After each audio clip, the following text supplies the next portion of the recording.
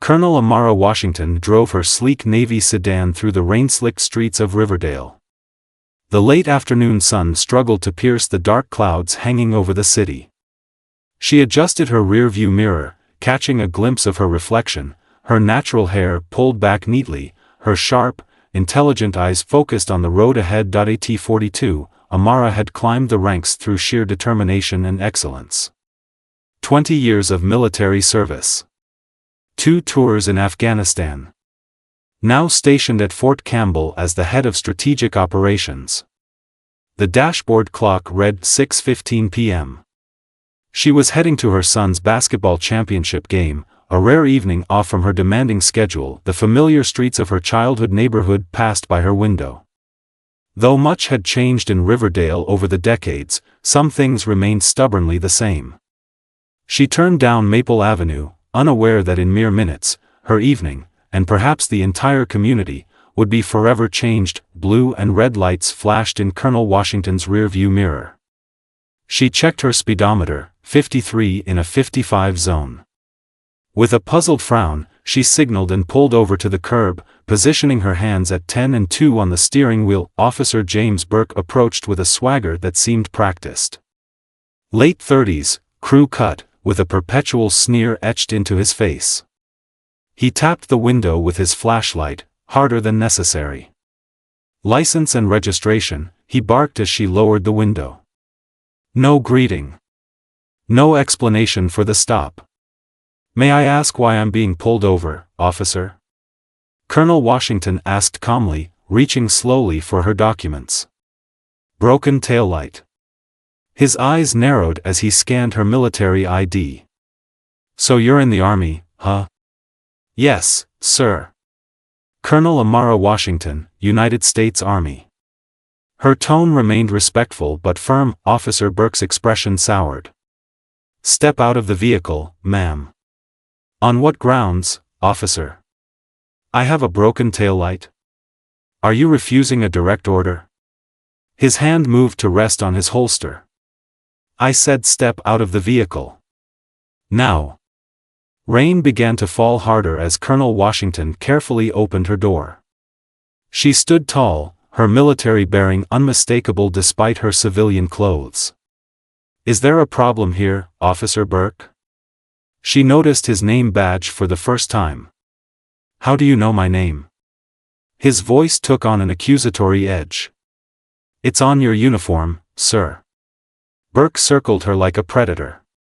Where are you headed in such a hurry? My son's basketball championship. I wasn't speeding, officer.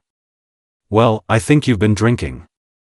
The accusation hung in the air, absurd and unfounded. Colonel Washington's heart hammered in her chest, but her face remained impassive. I don't drink, sir. Not even socially. Hands against the car. I'm going to conduct a field sobriety test. People in passing cars slowed down. Witnesses. Colonel Washington took a deep breath.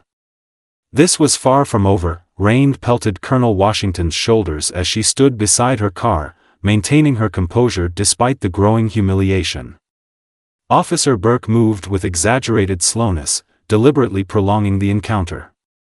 Walk this line for me, he commanded, pointing to an imaginary straight line on the wet pavement. Colonel Washington complied perfectly, her military precision evident in every step. Now touch your nose with your finger, eyes closed, Burke ordered, his tone dripping with condescension. A small crowd had gathered across the street. Phones recorded the scene. Colonel Washington completed each task flawlessly. You seem steady enough, but something doesn't add up. Burke's eyes narrowed. Pop your trunk. Officer, with all due respect, you pulled me over for a taillight. I've cooperated with your sobriety test, which I've clearly passed. What probable cause do you have to search my vehicle? Burke's face flushed red. Listen here, I don't know what kind of attitude you people think you can get away with these days, but in my town, you people? Colonel Washington's voice remained controlled, but her eyes flashed with recognition of the slur's implication. You heard me. Military or not, you need to learn some respect for law enforcement. 2 more patrol cars pulled up, responding to Burke's earlier call for backup. Last chance. Open the trunk, or we'll have a real problem. His hand moved to his handcuffs. Your kind always has something to hide. Colonel Washington stood perfectly still in the downpour, dignified and resolute. She reached for her phone. I'd like to make a call first, if you don't mind. Officer Burke sneered, rain dripping from his cap. Make it quick. You're not getting out of this. Colonel Washington dialed with steady fingers despite the rain soaking her sleeve.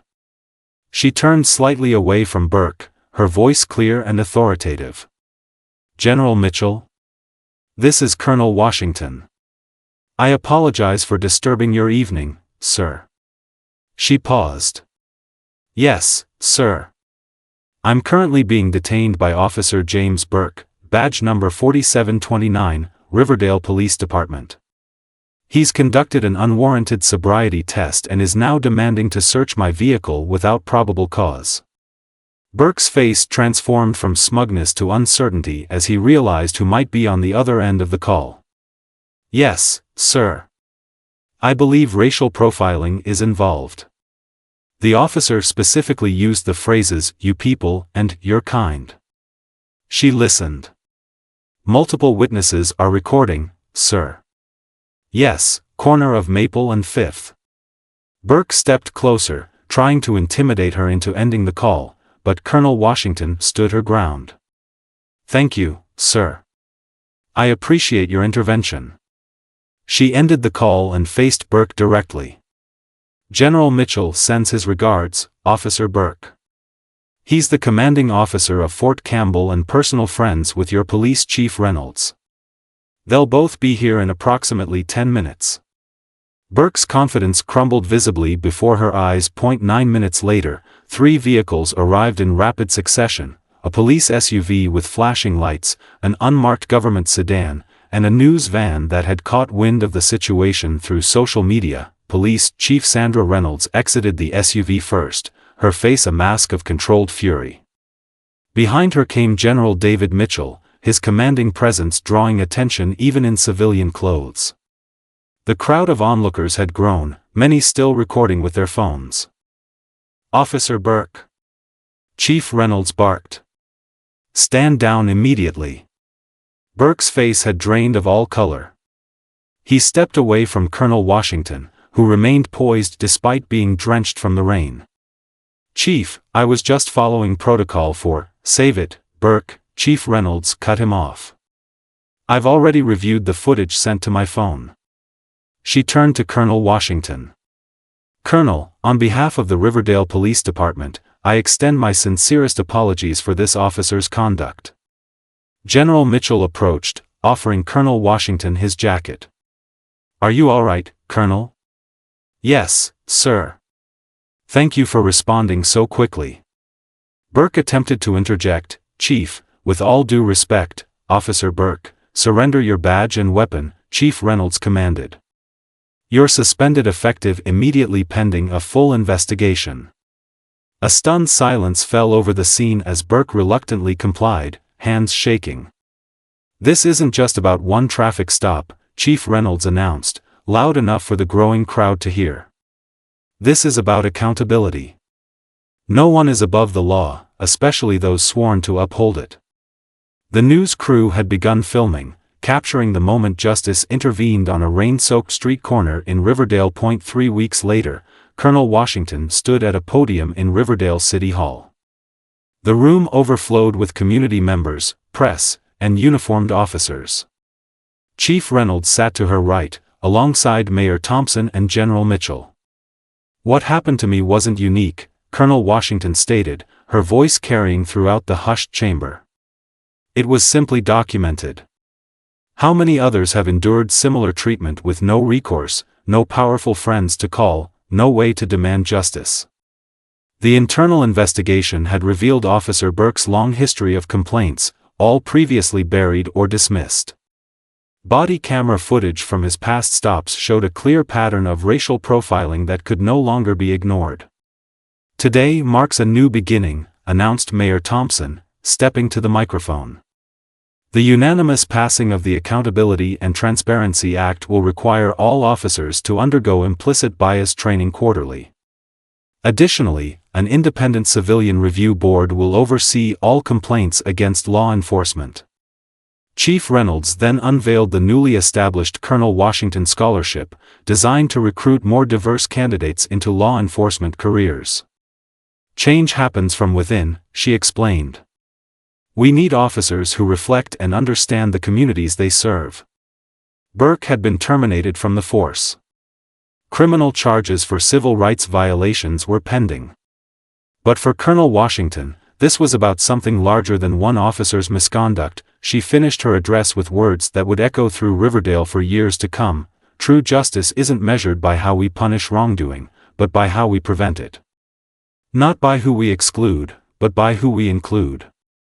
The uniform, whether military or police, should symbolize protection for all citizens, not intimidation for some.